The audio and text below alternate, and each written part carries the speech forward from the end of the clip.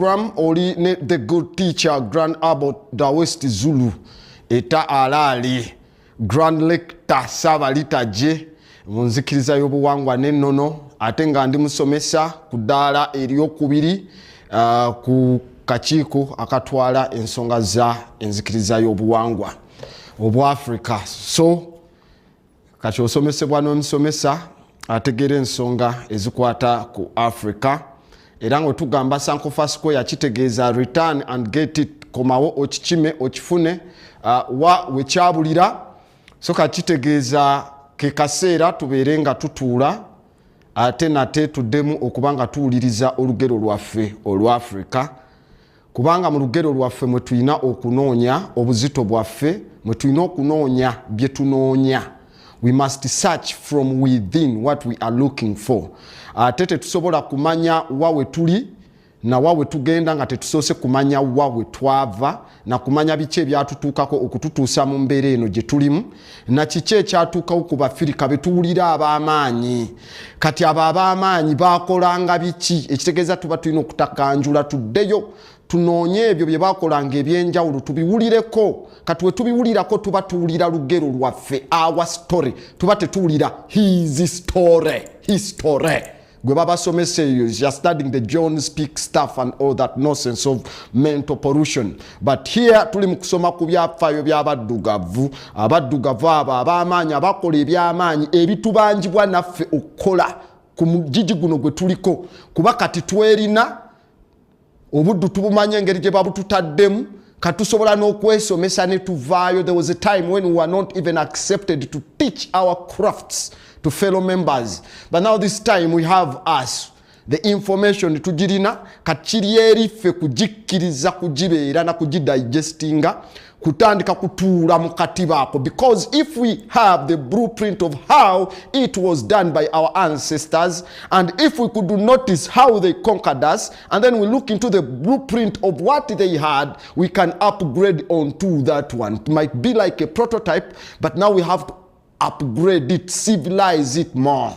Kubanga abasajja abo betwogerako Africa, they were very very meticulous and transacting their businesses against the enemy. So tetujakkiriza nti bawambe those nonsense oyo gwe bagamba nti African these African chiefs bebatunda abaddugavu abo. You cannot tell yo kabaka musiru asobola kwetundako abasingo tegeera medicine.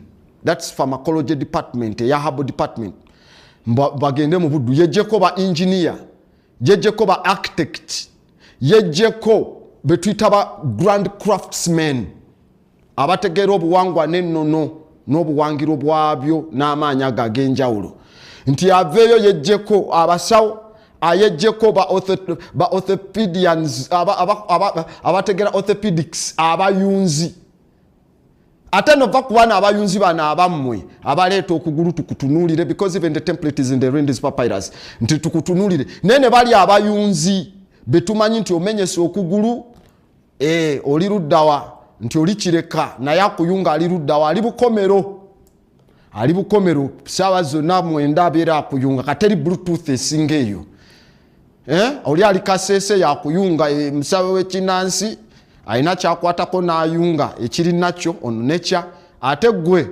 oli katakwi naye bakulaba okaaba nti kiki nti omusawo ali mu kunnyunga ku that's the best bluetooth. But because you don't know how it was done, you don't know the principles and you've not heard the stories about those great Africans, what you've heard is his story. And yet we say the European history, or history, is fiction agreed upon. Okay? It is fiction agreed upon. So katibabaddenga baseringa fiction agreed upon to contaminate and work with their dirty fits of miseducation in our brains. But ladies and gentlemen, because it's a Sankofa Square and the good teacher is here, we must go as friends of the books and look into what the books are saying about us. They must have written these books not with an intention to author and give these books to earth. To the black population, but they must have written their books to keep records about our superiority. So those of us who have had access to dive into those libraries where they bury their eyes and then pick pick those good books, not the bad books that contaminated the black minds. So pick those good books and read page by page. Don't cover a page before you get all of the information. Read it and store knowledge and then transmit it. So then you go on another page. So we have followed that critique and criteria, and we have landed on information about us. And the information about us is in huge volumes. We don't only need just a few small books to write about black people. We don't need to write about black people in 200 pages. No, dear friends. We must write about black people in thousands, in magnitudes of pages. We must write volumes, huge. Kuba wotunulira mu bitabo biri ze twitadde incunabulums, ancient writings, zijjudde z'abaddugavu, huge volumes obagikuba maaso oba otyano gisumuga kino nakimalako ddi ng'ate waliwo ne kiri ekirala. But the more you read them you find binyuma kubanga abafirika mwebali. Kati okusoma kuno kunyuma buli gy'okoma okusanga nga gy'oli. Ne mu kibiina kiri nga bikaseera bagamba just imagine if breads are expensive, feed them cakes. Maria Antoinette. About Napoleon Bonaparte. Tetubuza history teacher, why is history? Gwe mutusomesa European history lwaki atandikira in the 17th century. Why don't you teach me something in the 14th century in Europe? Why don't you teach me something about the 7th century? What was in Europe in their history? Why do you begin when they were dominating the planet? Why don't you give me those dark, so-called dark ages in their story? Why don't you tell me what was there? And why are you hiding the narrative that was there? Okay? Katugenze okwesanga nga narrative gye batuguziza si yaffe baganda baffe, engeri gye banga si yaffe, katufe tugenze ne tunoonye eyaffe. Ate nga eyaffe mpandiikeko nga ewandiikiddwa mu baabo be tuyita abalabe baffe oba be tugamba kati mu biseera bino abaddugavu kati be tugamba abatusingako. Kubanga tukkiriza nti munaye batusingako. Abasinga ffenna abaddugavu kwe kwekubagiza kwe tulina. Naye ka tulina kuddayo tutunule mu basajja abo eŋŋwaŋŋuli, mu bakyala abo eŋŋwaŋŋuli, ebyamaanyi ebyo biki ebyabafuulanga ebyamaanyi, biki bye babawandiikako ennyo, biki bye baakola ennyo, be baatwala abo. Benkugambye teri kabaka musiru asobola kwejjako abasinga tekinologi mbu abaguze mu silivale asigaze mmwe baffe abatamanyi na piramidi bazizimba batya fe abatamanyi. You know the oldest prime numbers, they baita prime numbers, because I told you math is supreme and it's ali sacred.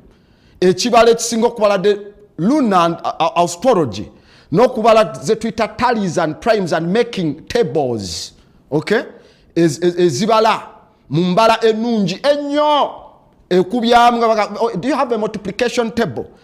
Anciently ate nga zisibuka era wano, but we cannot even interpret math. Osanga tugwa ekibalo Bannayuganda nti kiki ekibalo kizibu nnyo. How? Yet the oldest mathematical script is the Ishango bone. Egumbe lyo bayita Ishango bone erisinga obukadde mu kibalo lyasimibwa wano mu Uganda ku nyanja yaffe emanyikiddwa nga Nyamurashana ne Lake Gweru, oba mistakenly would call them Edward and George. Fake George and Edward.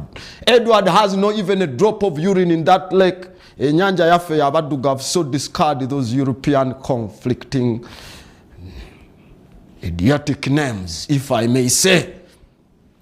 I didn't want to speak those psychotic names, but I had to. Mugategeerese enyanja si ya Edward. So kati ekibalo ekyo kya ku gogwa Semuliki, ekibalo kiri mu myaka emitwalo 2 n'ekitundu. Myaka emitwalo 2 n'ekitundu tewaliwo Europe. Okay? Myaka emitwalo 2 n'ekitundu. Ne bw'obala ebibalo bya Bible eby'emyaka byagamba Katonda kwe yatondera ensi ng'oddayo mu bibalo bya Bishop Usha of Amaga eyabala n'alaga nti Katonda yatonda ensi in 4004 BC. Beginning on 1st of October, ending on 23rd of October at 9 a.m., ending with man. Go and read your manuals. Read histories about your religions. I'm not here. I'm not the author of those confusions. Your creeds are the authors of those mind control schemes and templates, okay? So we must discard them.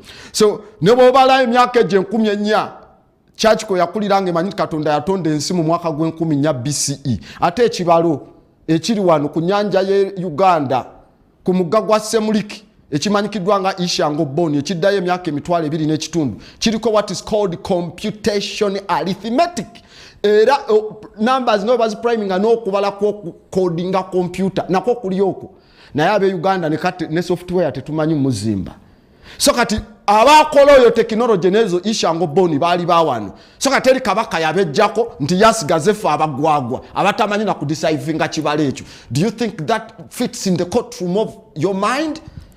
Nti gwe era wejjeka abalungi osigaze ebizezengere.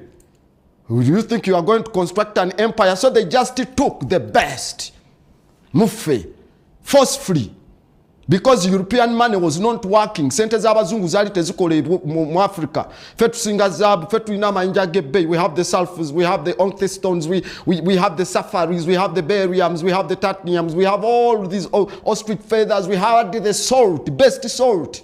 Omunyo ogusinga, when salt was something needed, we studied how omunyo gwatuletera okutulumba even as far as in the 1400s. Kuba betaaga ente zaabo kubanga enyama eyo bagisaltingireme kuvunda. Then salt was selling, so you had to attack Africa, and they had heard about the salt in Africa in the 1320s. Why about 1320s? Because Mansa Musa had already migrated to go to Mecca. And in 1320s, the Africans were ruling Spain and Portugal, Europe, much of it. So information was moving on the universities. So now, kati tosobola kwejjako abo balungi. So batujjamu abasinga kati ne balekamu bana abatamanyi. Biruma okubibagamba n'ebituufu. Ojegeera. Nawe obona agamba nti mulabe, let me speak ku bye mutegere ebya bulijjo. Mutegera nnyo omupiira. Timu ey'amaanyi egenda mu timu oba efunyemu amaanyi bwegenda eri egula ab'amaanyi ejjayo b'amaanyi nerekayo ebyo bitalina mugaso defender defending ewa ekyo kiwinga talina wadde season number akubaze shot outside the stadium tezikubadde ku nkondo oyo ng'ani amugula. So kati era bajjamu abo bagulamu. That's the principle of the white man. Girabire ne mupiira. So ne we yajja wano yajjamu the best. Took the best. Era jamu abo naleka mmwe abatamanyi. They left the feeble minded. Kati ate nagamba abatamanyi ne baba bagwi baddalu we begatta mu spiritual congregation bazaala omwana nsimugu waddalu. Ne kati ate omwana bwabuza bamama ekyo ekizimbe bakizimba batya tebasobola munnyonnyola kubanga bo they are feeble minded. Naye nazaala abaana babaddako ngagamba twakulira wano n'ekino ekizimbe kyaffe lwaki tetuzimbayo ekirala. Tasobola kuddawo kuzimba bigo bya mujenyi yali etya. Okay? Tasobola kuzaawo Napata. Tasobola kuzaawo Tanehisi. Okay? Tasobola kuzaawo Bomovi. Tasobola kuzaawo na Malatonga. Lwaki kuba takyali connected nabyo abaali bamanyi babajjamu. Kati ye nazaala ba offspring abaddako nga balina genetic memory bank eyekyo naye nga teri activated kubagamba nti bwetuti bwe twakikola. Kati ekitutuuseeko nti muffe obusimo bwaffe genetics waffe mugagga ayina ebintu bingi tuli kirombe kiri ready just kubeera nga twesimamu busobozi bwaffe naye tetubumanyi wa we buli. Kati era tebatusomesa wa busobozi bwaffe ki we buli. Kati tuli abo abaana abo abasigalira mu abo abazadde abatalina mugaso mu maaso g'omweru. Your father is not an engineer. Naye ate kojjawo yali engineer yatwalibwa. Then there is what we call hereditary. There is hereditary in genetics. Okay? Kati wabawo okusikira. Netumanya nti abokusaidi y'obumama abalenzi bajja kusaidi y'obukojja then abawala bajja kusaidi ya tata n'endwadde baba inheriting as we cross them from first generation to second generation. Abamanyi that simple genetics we can do that mubimanyi. So kati baba nti ekitone bagamba inange kyakojjawe so kati kojjawe naye yali amanyi kati baba atwala kojjawe tata wo nasigala oba wajjajjawo sinonya bano bakati ngamba bali abema begeri those years ejasire bali nasigala yasigala naye ekitone gosanga kati gwe kikulimu naye kati tetumanyi we tukizuukusa kuba we twandikizuukusizza tulina kumanya bitukwatako kuba tugambye tosobola genda mu maaso nga tomanyi wajova ng'era tosobola tegeera nawawuli nawajogenda. You must have a destination predestined and predetermined nti ngenda kutuuka wano. In other words, you set a goal. Okay? Kati now process yaffe y'okusetinga goal bagitujjako. Goal gye tusetinga colonial administration gye nagamba ffenna tusoma tukole mu mirimo emitwalo 45 ate nga tuli mu millions. Batusosola emirimu bakola kiso tebisoboka kubanga template gye tulimu si yeeyo erina okukuza omwana ki w'omuddugavu. So kati nga tutunula mu byafaayo ebyo twagambye nti ekitutwala tugenda mu bitabo byabwe bye batuwandikako records tuwandiikako nga tebawandiika kubituwa wabula bawandiika nga buku tulikodingako. Kati balikodinga ebitone byaffe bingi ebyenjawulo n'amaanyi ag'enjawulo biki bye batujjamu ne bizimba empire zaabwe ez'amaanyi ze tulaba ezifuga ensi. Kati ekyewuunyisa we tubiraba nga babiwandika babijjamu bajjajjaffe abaaliwo mu myaka gya 1200 7 16 emeka tebaalina na tekinologi gwe balina. Kati ffe tulina ne tekinologi ate twerina. Kati kyekiba kitulemye ekitulemye nti tulabika tuganya okukkiriza nti ekyo kye tuli. Tuganya okukkiriza nti ffe tuli baddugavu kubanga batusibako omuzimu gwe tuyitaba gwe twasoma luli ku Sunday wedde nti bw'oyitaba omuzimu gw'osinga oyitaba bwe gutwala ekifaananyi ekyo era gutandika okwambazibwa mu kifaananyi ekyo ne gupawalinga abalina emizimu egiri mu kifaananyi ekyo. Kati tuyitaba nnyo ekyeru tetuyitaba kiddugavu. Tuyitaba nnyo John, tuyitaba nnyo Mary, tuyitaba nnyo Hakim, tuyitaba nnyo Shakira. Yes, gwe Shakira wanji maama bamuyita gwe nakabugo maama yantamya ogunnyo ogwo maama yantamya ogunnyo ogwo olwo otandise okusuna amabeere because erinnya olaba terqualifying, it doesn't sell because your psychoviscera must interpret how they broke a horse and a negro mu slavery okukkiriza omuddugavu okuzaala. You must only sleep with a white man kuba omuddugavu ku mukazi omuddugavu baakwatanga omukazi omuddugavu ne bajjamu omwana ne bamutematema wali nga n'abaddu bonna balaba mu maaso baddugavu banne ne bagamba gwe tokkirizibwa kwebaka ku mukyala muddugavu munno okuzaala ffe tusalawo. Kane basooka basalawo nga baagala baleete omusajja omuddugavu omunene n'omukazi omuddugavu omunene. Oba oyagala kugenda mu states za southern states eza America oziwambe oba ogenda as far as west coast olina oba weetaaga osala emigga ebyetaaga. Kati you must get abakyala bolabye abasobola engineering oba pitching n'abasajja bolabye bolese nga abaddu abakola engineering begatte naye abali strong bakuzalire kibebi ekiri strong ekigenda okutundibwa ku bbeeyi ey'amaanyi ku katale k'obuddu kubanga okinako ne profile maama waakyo be bazimba eri mu states eza Colorado be bazimba entindo eziri eyo mu voment na tata we be bazimba eno. So tuba pitchinze kati tujjemu ki offspring the so called negro the 3/5 of a human being nga we bakikola in their constitution tugwe tujjemu kati ayina ebitone by'okuzimba entindo ate mwe mwagala kuwamba matwale agaliwa north of America by you are going as far as Canada mujja kwetaaga okuyita in the Great Lakes Superior, Erie, Huron and all of those ones, Michigan and all those lakes there. Kati ntuwetaaga that drainage system okubanga oyina abaddu abategeera eby'amazzi kati nga baleeta abantu be bagasse omuddu gwe bazadde ategeera eby'amazzi nga bamukuguza ebbeeyi. Kati gwe ng'ova eno tomanyi abaddu abaliko babe amaato bakuzimba amaato mbugwe ate mwegatta gwe ate oli mulimi ate oli mulabirizi wa ndogoyi offspring baba tebajagala. In other words obatandise okola race hygiene otulondamu yebake noono tulyoke tujjemu product bweti ntegedde. Kati awo bakusalangamu omwana ne bamutta mu maaso go bwe taate yatisse olubuto kuba omukazi bamukubye n'agamba oyo yantisse.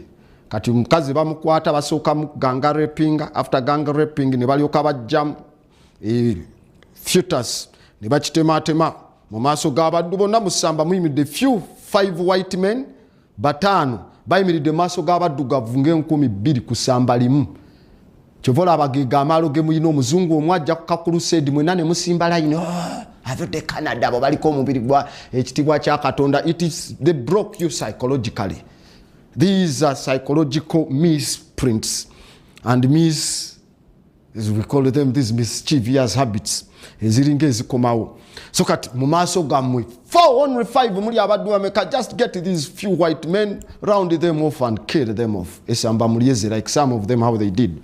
So kati bamalo bamenyamenyaawo bamusse omukazi, abakazi addugavu ne balaba omusajja tasobola na kulwanirira mukazi gwe yatise lubuto n'omwana nti ye kale ne baliko akwata omusajja ne baliko amusiba ku mbalaasi ezo zi stallion ne balyoka bazikuba oba ne basiba ku ttabi ly'omuti guli n'ettabi ly'omuti guli ne basibako emiguwa amatabi ne bagatema lino ne ligweri ne lino kati we gaggwa gakuyuzaamu n'oyabikamu wakati bonna abaddugavu ne beekanga kane bagamba kati okufuna olubuto unless gwe omuddugavu eyo testinzeeko mpozi nga wa mweru kati awo abeeru we batandikira okwebaka ku bakazi baffe abalina ebitone nti bajjemu breed etukolako olugambo nga we bakola bamolato betuyise baganda baffe abakyotala nayo ne batandika ozaala that breed. You are not white, you are not black, you are not gikozesaawo ne batandika olimba abakazi baabwe symbiosis naye nga banoonya talents za kukozesa eri. So the black woman n'alaba nga omusajja tasobola mu protectinga nnyo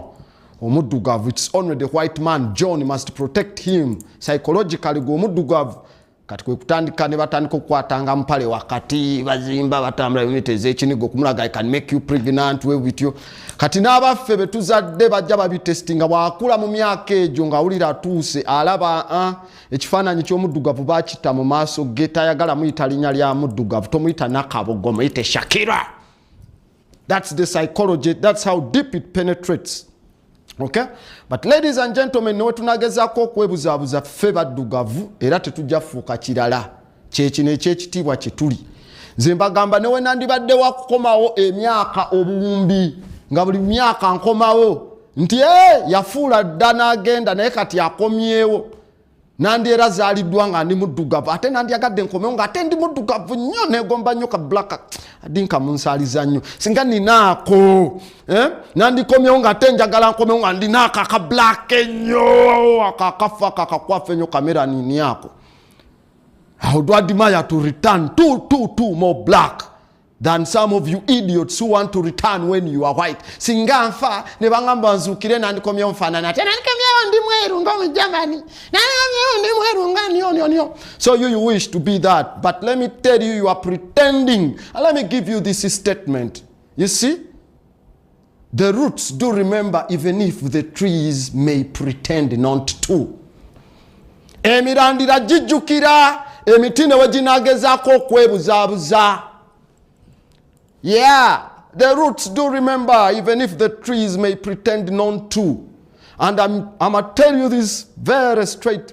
You know, it might be sour, manyaba mubi sour kubibagamba, but I'm telling you it's like the devil.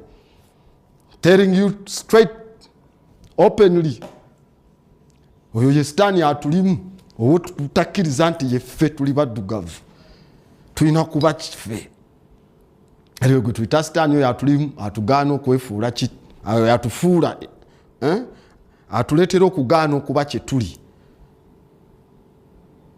Ago ge masitaani ge tulina okwegobamu munda mu ffe twerongoose then tutegeere amaanyi gaffe kuba amaanyi gaffe abalala bonna bagafunyeemu. Okay? Yeah. The information waliwo muganda wange yangambye olumu otukambuwaliramu. Yeah, it is slicker than the devil on oil and soap. Tuba tulina okigamba openly because twagamba is surgery. But now lwakuba tulina kutunulamu ebyo kale ebyafaayo byaffe tuzenga tutunula wano mu Africa ne tutunula Northern Crado mu Europe ne tutunula mu America ne tutunula wano ne tutunula wanga tujja tulaba great powers ezitulimu principles zaffe ez'amaanyi gaffe ago gabadde gasinziirawa era buli gwe balondamu alondebwa ali mu bitone ki. biki byagasse gye baamutwala kati ekyo kyekisinga otuluma nti abafirika yonna gye babatutte nga bava wano gye bagenze bakoze ebyamaanyi kyokka ate bwe bali wano ewaka baganya okubikola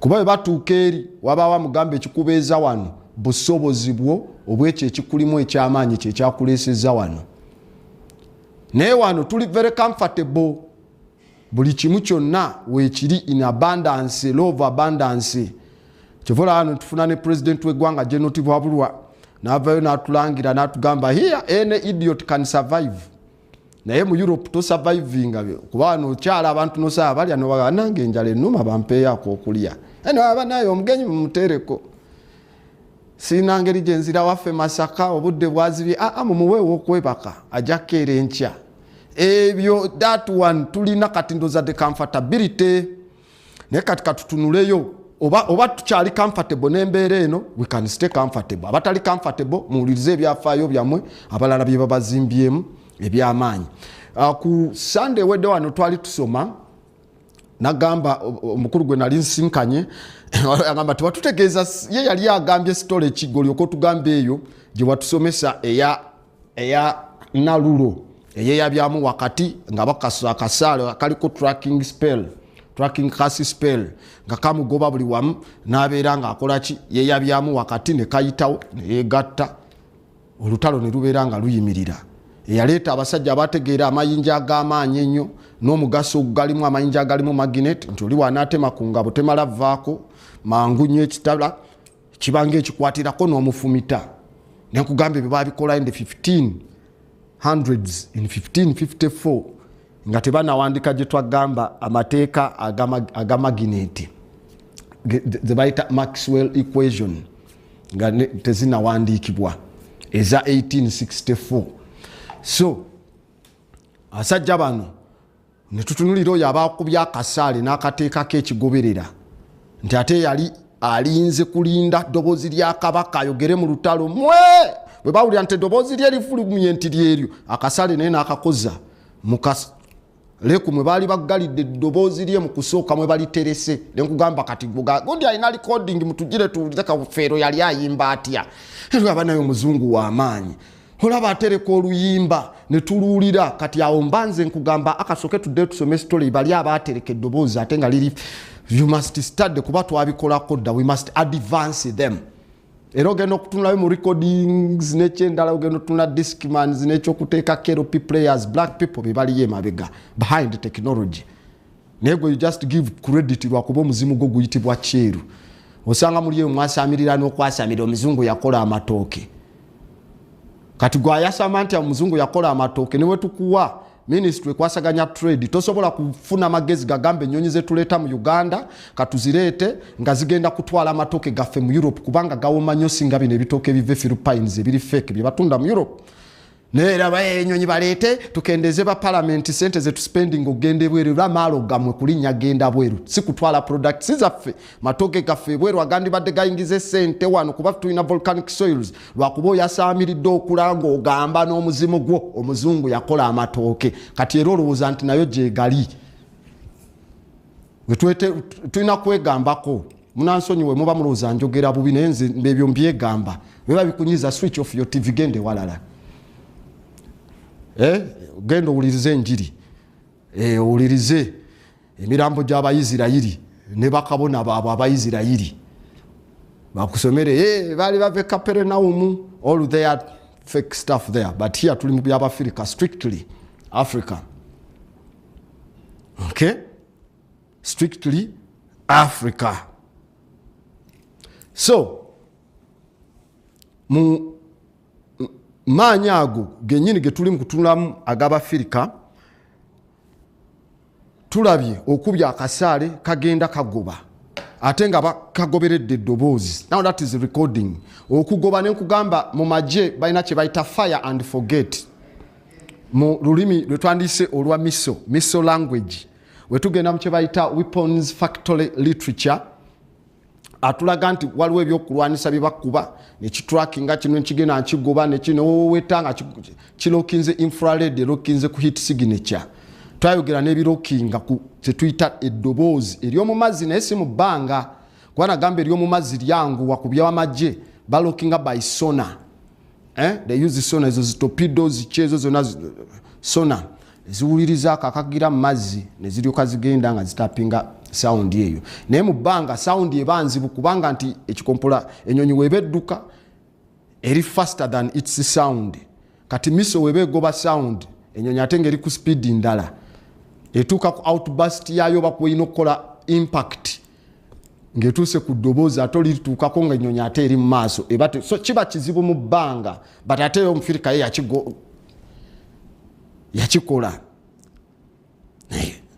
kibeera nga kigoberera. So ne twebuuza bafirika kyabo ne tutunuulira nti era twagenda olaba nti awo we baali bajja abafirika kuba we were looking in the areas of Ghana.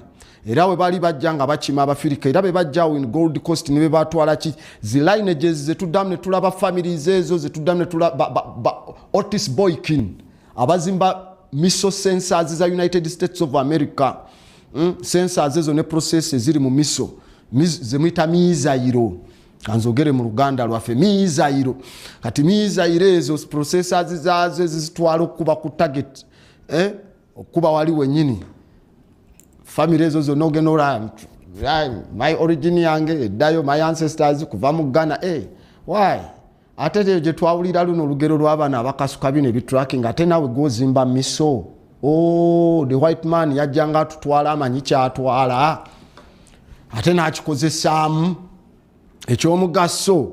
So kati ekyo kyekiraga nti tebakimangawo wano atalina mugaso naye fenna twalina omugaso nti ebitone ebyo bitulimu wekiba tekyalabika ku oyo yasigala eyazaalibwa eyaddako ng'akagwe kano kavuddewo kati ye ekitone akirina naye kyebase kakye tuli mu kusitula nga tukiwuliriza nga tusomayo ku byafaayo ebyosanga tuneevumbula tulina kusooka kweyagala kati okweyagala okwo okwewuliriza tuga ng'abo baali bakabi ffe nga tetuli bakabi twebuze ffe nga tetukyabisobola.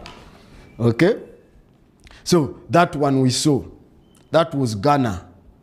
Abadogamba n'abagonja n'olulimi balina twalasangayo mannya ga Luganda agamu eyo balina n'ennyukuta eyanga ate wano era Asante Hene we yajja wano nga tulaba bikwatagana nnyo naffe wano okitegedde.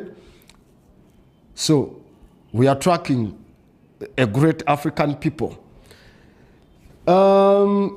There was another group of people era abalala sina wala nnyo omanyi otwogera on the mighty people abo bwe tuboogerako manyi kyengamba oli kyeyambuza lwaki tewatumalirayo oli erugero yagamba ki kuba oli yali angamba bya Moses yatwala abaana ba Isirayiri n'ayabyamu omugga oba ennyanja ne splittingamu Red Sea ebitundu bibiri ne basala ne bagenda. Nze namugambira nga wasoma physics omanyi kye bayita Archimedes principle amazzi ge ya dissecting n'ayabya Red Sea ne gubeera wide. Of course gaba galina okubustinga banks z'ennyanja tegakolozinga floods somewhere go galagawa gagenda mu bbanga nga bwe tubuuzaga Noah's Ark Katonda na flooding since we ga after flooding amazzi gaddawa because yonna yali flooding a ball of water ebulidde mu 22 meters of water that simple calculation amalala we yakala gaddawa. So yali anyumiza ebyo ebiboozi bye nga nange musomesa zino eza Africa kati ng'ajogeza Africa kuba alabira mu galubindi z'abeeru kati kwe kutandika omunnyonnyola eza Africa n'entegeera nti ffenna tulina okusomesebwa kuba ebyaffe tubijoga kyekindeeseza principles ezo n'okutunula mu ngero zaffe ez'Abafirika n'amaanyi ago. Mu ngero ezo nnyingi nnyo ez'enjawulo wano tulina Kibuka Omumbaale tumumanyi bulungi one of the greatest generals Air Force general lwanira mu bbanga mubire that one is ours one. Naye famire ya Kibuka Omumbaale have nga Bannayuganda tract famire ya Kibuka Omumbaale has our kingdom helped us. We tuba tulina department eza defense mu mawanga amalala banoonya famire yalimuko ba general kuva dda era bajja bagoberera eyo yalimu abaweesa kuva dda era bajja babanoonya kubanga tekeebulizayo era ne babateeka mu department yezo. So have we families abachibuko mumbala, are they even related to the defense department ye Uganda? Osanga tebalinayo wadde amanyina kuba kasaale naye ng'ekitone kibalimu. So eyo story ne tubanga nayo tubiwulira buwulizi abamu tugamba basi bituufu, but they were here. Same story mwaka gwa 1720 omusajja gwe bayita Olomo Bonyo ne mukyala we bamitanga Nyabale, mukyala we bamita Nyabale. In 1720 balina omwana gwe bazaala. Mukyala oyo Nyabale bwe yali azaala mutabani wa Obonyo Olomo, mukyala oyo n'afiira mu ssanya ng'azaala oba n'afa ng'amaze okuzaala. Kati omwana gwe yazaala n'akula ne kitaawe nga maama we tamumanyi. Kataata we mu ntalo z'okulwana ng'abazungu batandise tuyingiririra ddala mu 1720, kubanga ejo gyonna emyaka 1720 olwedde abazungu baali batuyingidde mu Africa nnyo, batandika ddemya. G'osoma bano nti when the missionaries came, otandika okulowoleza abazungu. When did the enslavers come? Bo bajja ddi abakwata Africans and took them and enslaved them, because they didn't pick slaves, they took Africans, enslaved them because of their mighty craft. Kati batusomesa when the missionaries came, era tubabalira bidini byabwe ne miseducation, otulaga nti bali be batwala tebaali tebalinawo wadde enzikiriza, tebalinawo wadde okusoma, tebalinawo wadde. So barring all years of African story, our story, ne balyoka batuwa their bogus history books, okay, whatsoever they can write in their history bogus books. So kati nti in 1720 bali bamazoiro tuyingiramu. But now I'm here on the Nandi escarpments. Nandi escarpments, just here, Kisumu, side ye Kisumu wano. Kati waliwo abakalenjini bali balwana nnyo n'abaluwo. Babakumyemu entalo enkambwe awo. Kati mu ntalo ezo ezaali enzibu, abaluwo abali e Kenya nga bali ne Uganda. By 1720 there was no Kenya. Okay? Let me be clear. They had not taken Kirinyaga and all that stuff to name it Kenya. Kati era tewaliwo Uganda mu 1720. Kati wembaku escarpments za Nandi escarpments ndi on the western part escarpment of the East African Rift Valley. Ku kiwonko kyeko echa East African Rift Valley ekiyite Kenya, ne side yache yeno etunudde side ye Uganda okulizi Kisumu newa paka ku nyanja ya Nalubale. Kati Obonyo oyo kwazalira omwana oyo, onyo omwana wa aba myaka 13 naye ne bamutta mu ntalo. Kati omwana oyo yazalibwa nga ayina amanya ag'enjawulo, bamuyita Lwanda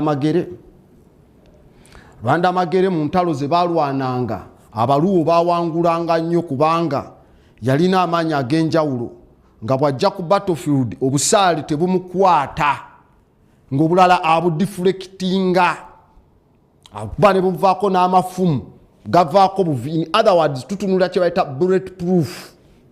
Okay? Eyebiseera ebyo, but they were not now bullets, they are now arrow proofs. Si ama eryawo wabula ye n'omubiri gwe bakasuka amafumu bakasuka obusaale ng'akuba sekiti y'amagye namba ey'amagye g'abakalenjin, because in the 1720s the Kalenjin would go on the battlefield nga basobola okuparadinga abalwanyi baabwe abali tall abali strong bebakumyemu omuliro mulwanire eno. Remember, by 1720 you have Arabs trading there, you have Jews, you have what? The Arabs had already taken over, because we saw in Ibn Battuta ngatulaga in his travels of Ibn Battuta in the 1324s. 1324 watukira in Mombasa and Kirwa, and Kirwa was a town by 1324. Mombasa was already developing into a city by 1324. Yeah, in the travels of Ibn Battuta. So kati already but traders bano balinga bajja abamu nga batu influencing bano batulemesa okujja amasanga munda batulemesa okujja gold bano bakolagana naffe mutuyambe mutukubire bali nga balina omugwe batuwambyemo ow'amaanyi okubaddiza ono mutukubire bali.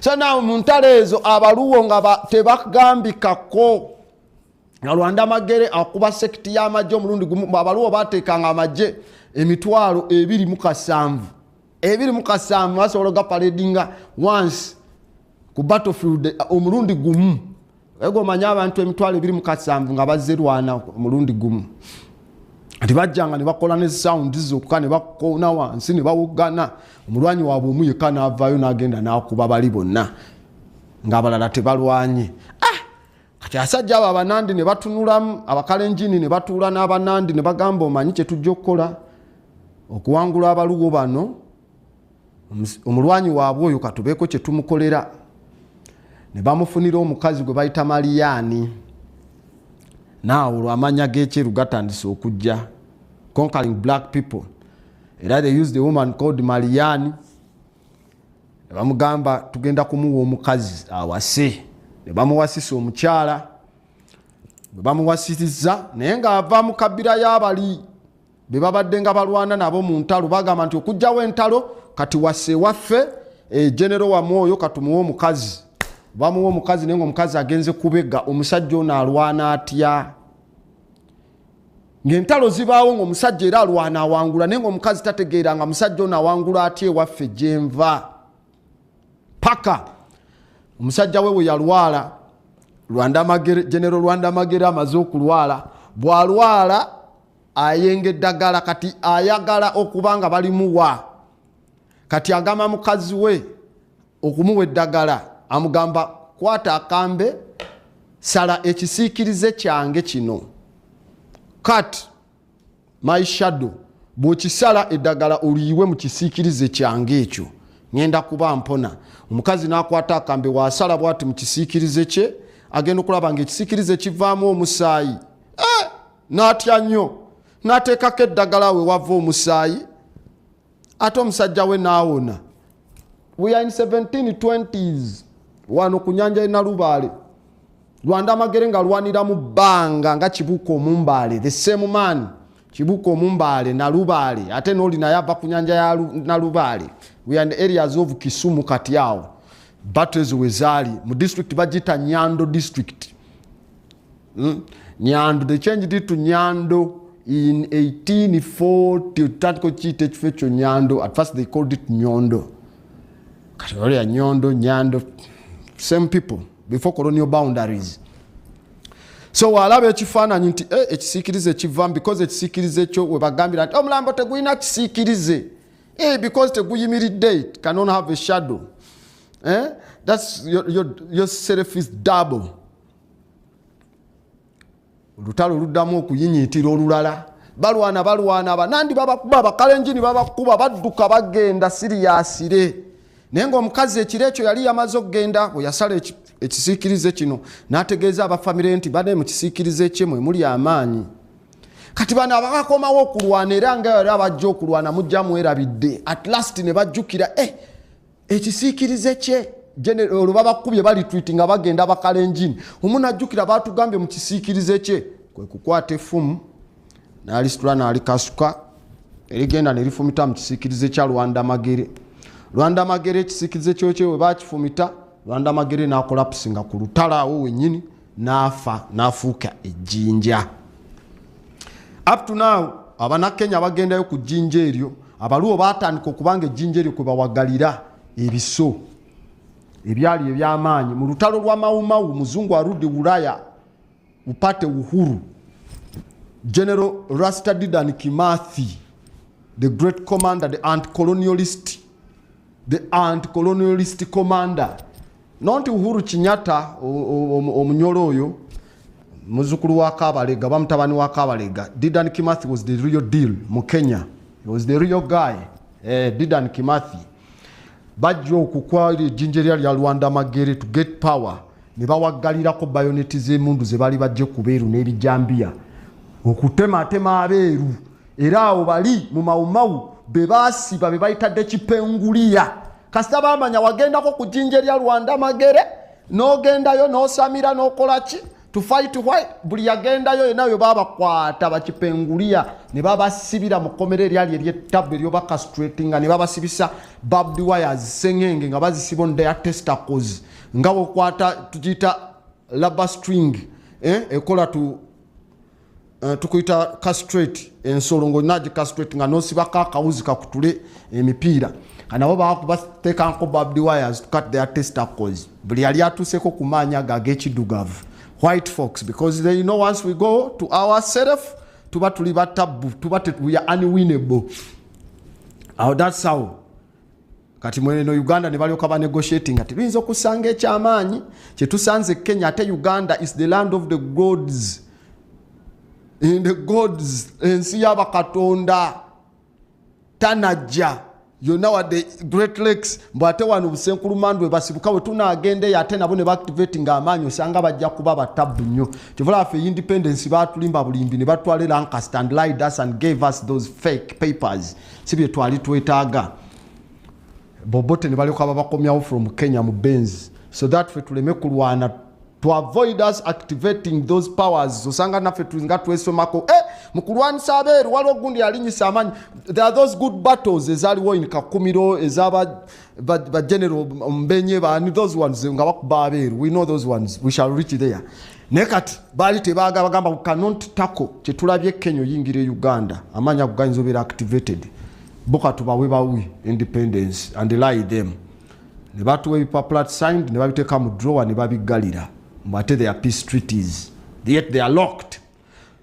So oyo Rwanda magere there same story Europeans bajimanyi n'abana Kenya Africa but tebamanyi how abana abo possessions ezo zaali zitya.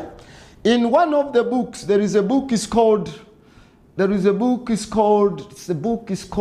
book this one's the book of the thousand Kwi. Yeah, in the book of the thousand Kwi mu kitabo kitunyonyola what is called the rain era, the Dali rain era. Wawulira nga twogera in the rain era, rain REIGN, rain era byebiseera ebya China.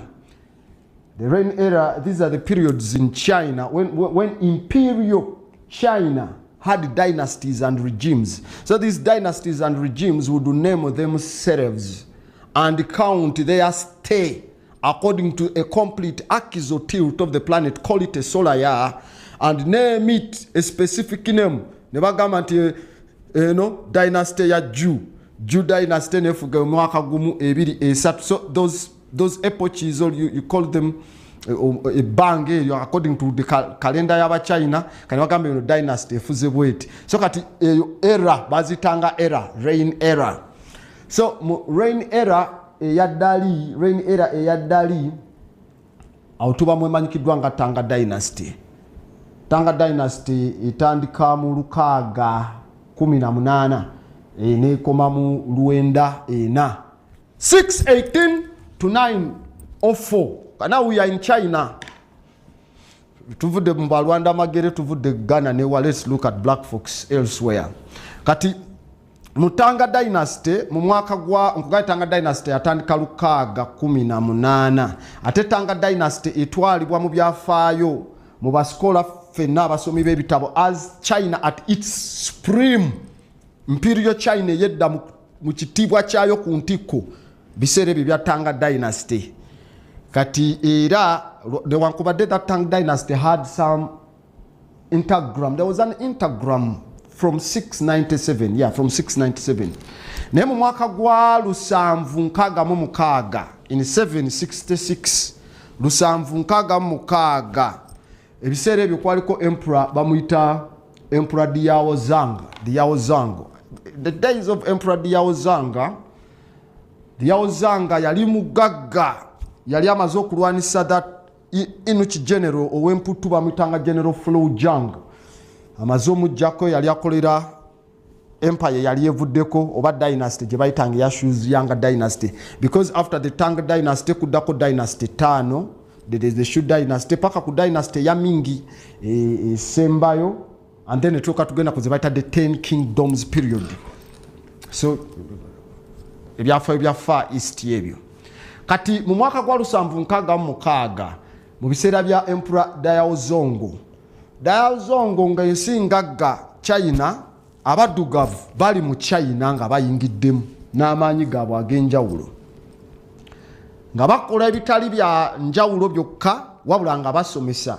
Twagamba martial arts atwalibwa abaddugavu, 2 of them, martial arts and karate. Omu bamuyita Bodhidharma, black man yatwala martial arts as far as in China, black man called Bodhidharma. Another one bamuyita Tien Guyen, black man of martial arts, because we'll come out in the dendera martial arts ali ku pyramids ne style zonna to improve your chi.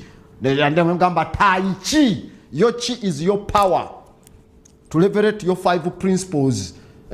Amaanyi ago, ettaka, kuba ettaka lyeritulibwako amazzi, amazzi ne gavaamu empewo, ttaka, mazzi, mpewo, then n'omusana oba omuliro, ekitangaala.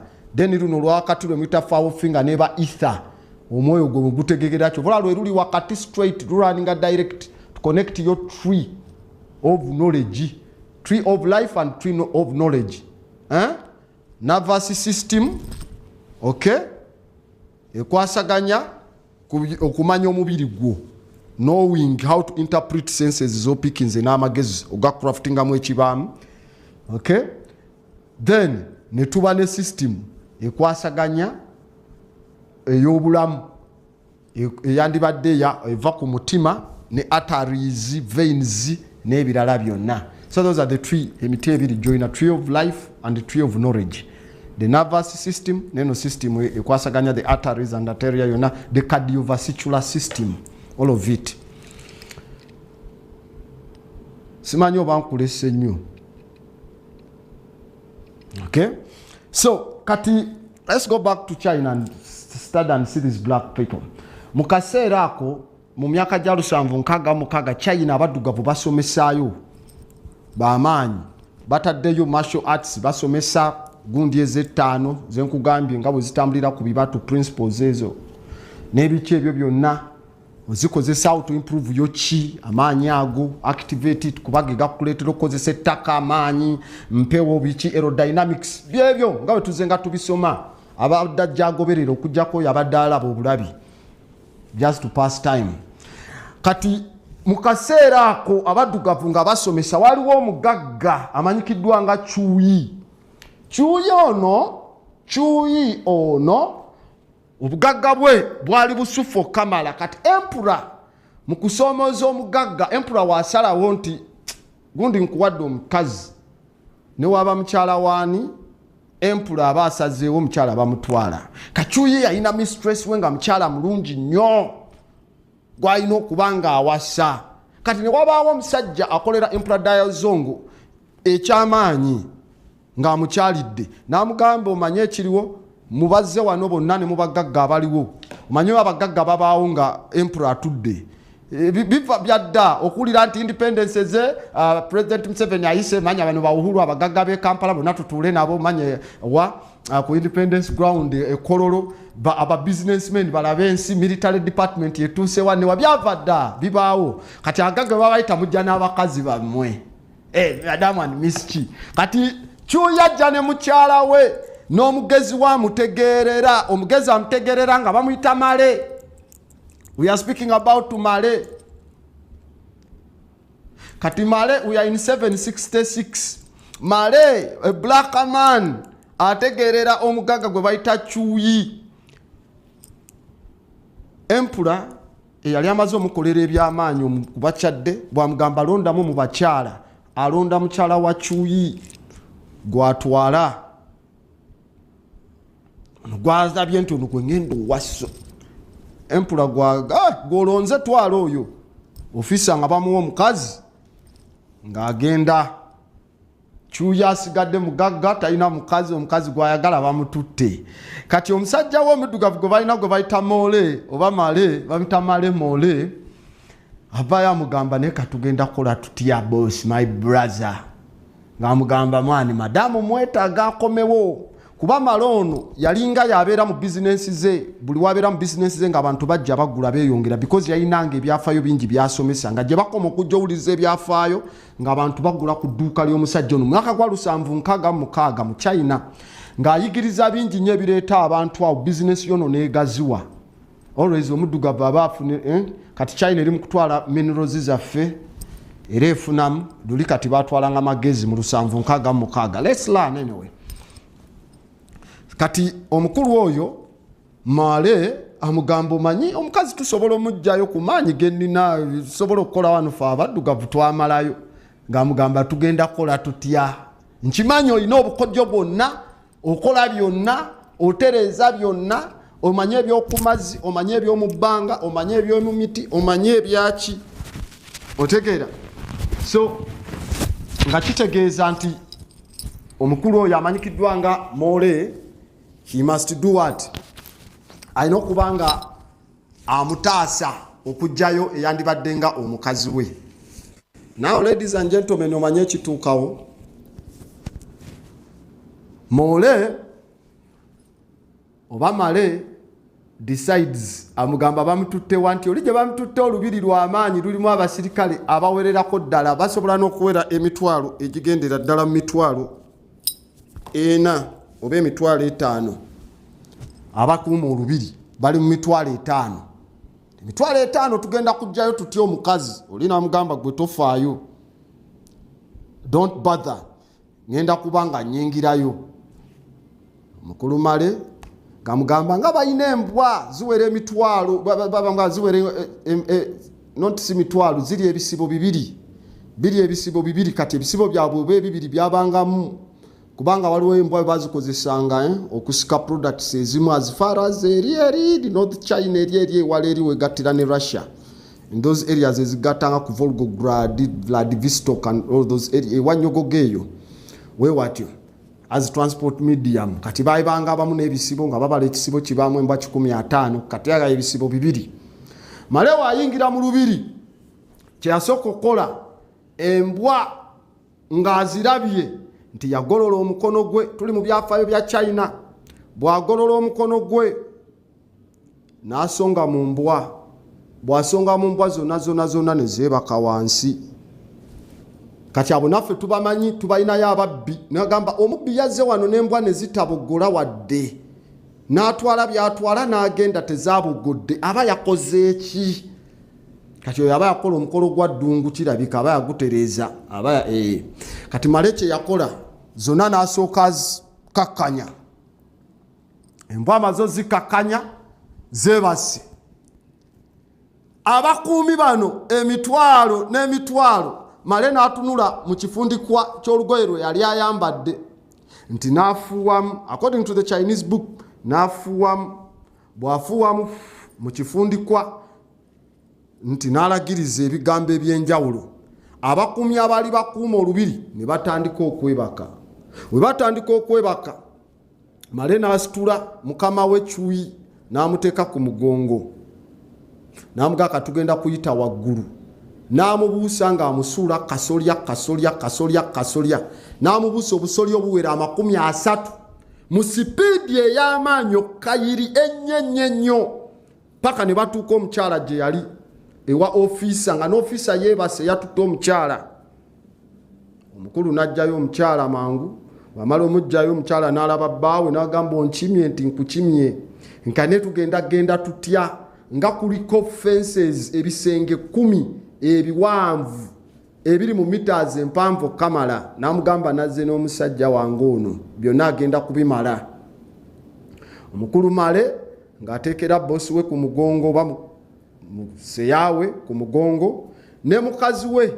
Kati aweeka abantu 2 n'abaddusa ku speed eya yiriyiri n'abuuka ebikomera 10 nga abibuuka ku speed eri very fast nga n'abakuumi tebasobola tegeera nga bakyebase. N'afuluma olubiri olwali olugazi ennyo olulina fences ezo 10. Olubiri oluli ku square mayiro enamba n'abanga alufulumye mukadde akatimye ennyo.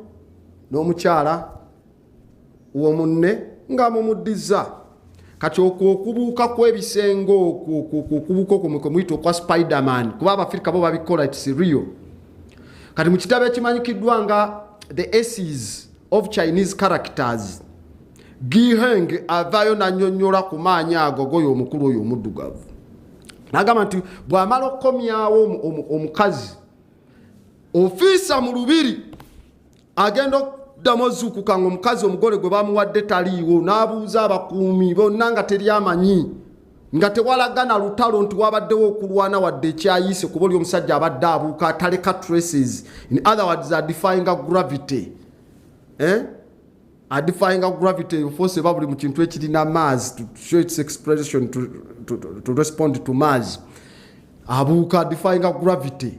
Kati nti wadzaayo omukyala omugagga n'abeera ne mukyala we ne babeera naye okumala ebbanga.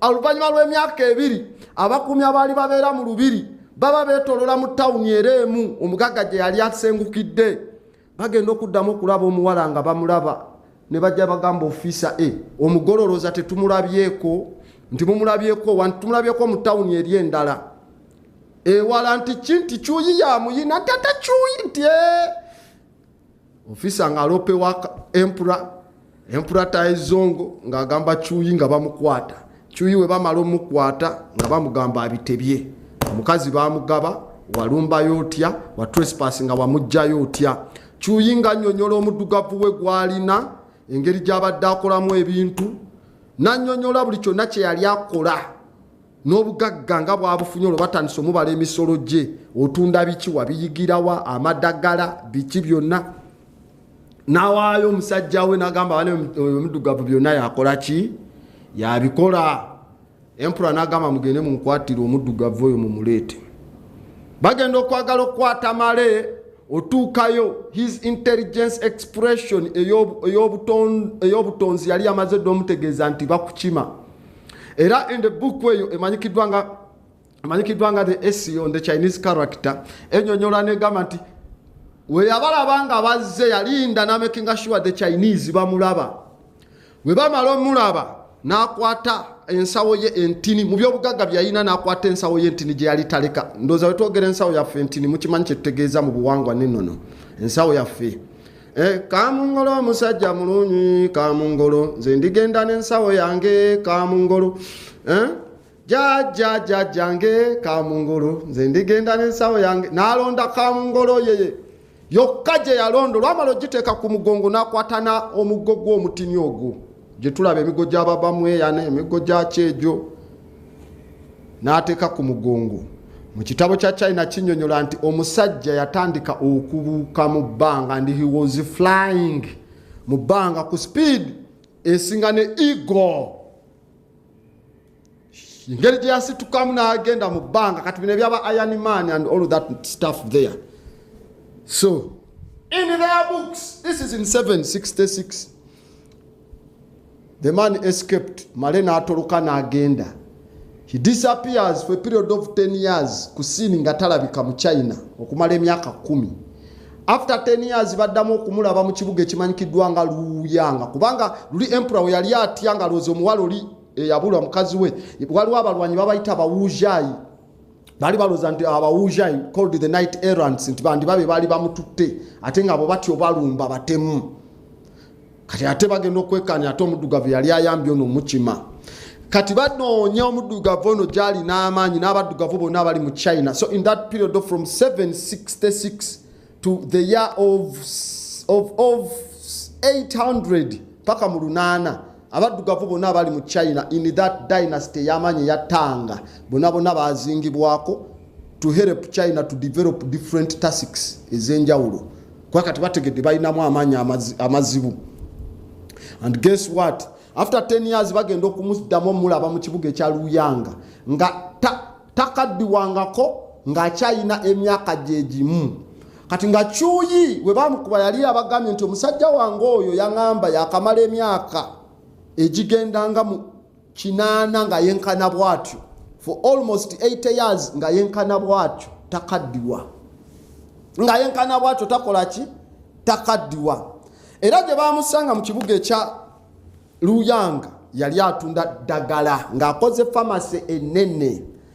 Era pharmacy enene gye yali akoze ng'ayigiriza abaana abato okutabula eddagala. China ne dedicating strategically abayivu bonna okutandika ogenda okusoma ku miti egyo ebikolo n'eddagala bye yali atandise ne babigatta ku byabwe wabula ne bayiga empima n'ebirungo gye twandise nti ebipimo eddagala lina kubanga lirimu grams bweziti nebweziti kubanga this black man yali amaze okuwandika esi ey'amaanyi ennyonnyola ku madagala gano engeri gye galina okukola aga nature. So one of the books ze bawandiikako mu madagala ge yali annyonnyola yemanyikiddwa nga one of the books gye bayita the essential formula. It's called the essential formula at an elbow's length. Yeah, it's called the essential formula at an elbow's length. Kati eyo ennyonnyola nga ffe tulina what is called where there is no doctor, that book. Kati ennyonnyola formula zonna ez'amadagala, obutonzi bwonna bukolebwa butya, emikolo gyonna egy'okuwanga, engeri gya defyinga gravity ne ebika bye yali avaamu. Kati ekika kye yali avaamu bagenda okuddamu kitrackinga nga beebo abantu abawangaala ennyo abachina abaddugavu abasooka be nagamba called the semanga, the ai people. Kati ono ng'ava mu bamanyikiddwa nga de kunalun, babayita de kunluninu, de kunluninu. Era kigambo ky'abachina abo, de kunluninu, kunlunnu. Abo ng'ava mu bakunlunnu. Mukuddamu okubeetegereza nga China mu nzikiriza zaabwe ezimu ez'amadiini gye bayita Taoism oba Daoism ne batandikawo doctrine ensoma mu nzikiriza ya China ey'eddiini yaabwe mu nzikiriza zaabwe z'ekinnansi gye bayita Ziyan, Xian. Kati mu Ziyan ne batandikamu okusoma kye bayita immortality, obutafa, to be the wizard, transcendent, okusukulumawo n'okubanga osigalawo. In other words, kyetugamba nti mu Africa tofa jjajja okomawo omuzimu gukomawo ne gukola ne gunnyonnyola ne gukira okulungamya ng'atudde ku jjoba. Kane batandika okubisoma, and blacks were introduced in these studies to teach them. Bwe batandika okubanga babasomesa all these secret studies mu nsoma yaabwe eya doctrine y'eddiini, kati batandika okumanya ekimanyikiddwa nga amazzi, hydromasse, nti we munaaba munaawamba ensi, we munaaba munaafuga wonna, muyina kutegeera mazzi nga musobola okugakolerako, nga mugalwanirako, nga mugatambulirako, nga teri akukubye ku mukono. Ekyo we tumala okikolera eddagala, ensi ejja kuba evunama. In other words, mu byonna byannyonnyola ne mu byonna bye bagira, it's all about water. Kagamba lwaki bannyonnyodde mazzi, lwaki boogedde ku mazzi? In Ming Dynasty, China would begin now to build an imperial navy ey'amazzi agagenda okubanga gatuukiriza kiryo abasajja bano kye babagambye mu principle nti mulina kubanga mutegeera mazzi. Lwaki mutegeera mazzi? Kubanga planet Earth esinga kwetooloola mazzi. Kati nga kye yali ategeeza nti you must control the seas. If you control the seas, you are going to control the planet. So the white folks ne bacontrollinga the old sea egy'okumanyikibwa nga Atlantic,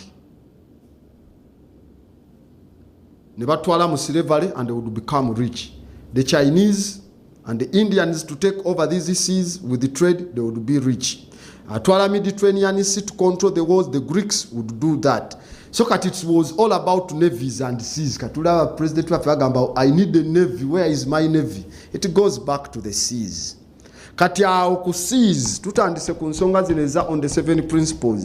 Bwe tugenda okujja ku Sandejja tutakuliraawo tulabe ebyafaayo bya baddugavu mu China bizimba bitya China ne technology omukubbo gwe balina ow'amaanyi ow'enjawulo ng'Abafirika be basimbyemu okugulu.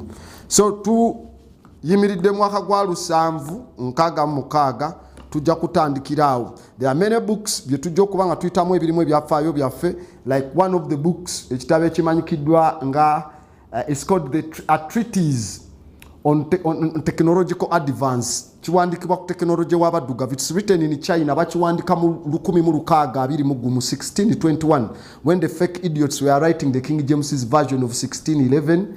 They were writing about African technology in China in 1621.